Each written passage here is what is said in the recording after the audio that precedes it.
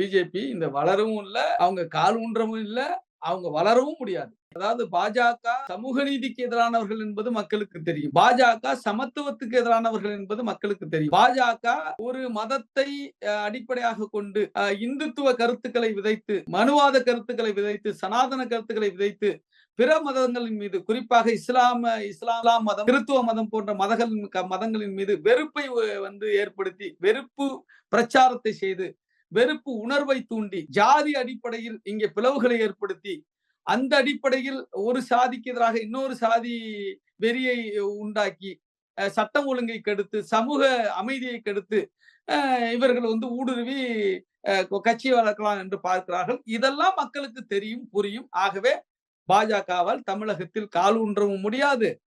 எந்த காலத்திலும் வளரவும் முடியாது. அவர்கள் கனவு இங்கே, அவர்கள் ஜம்பம் இங்கே பலிக்காது. அவர்கள் கனவு இங்கே நிறைவேறாது.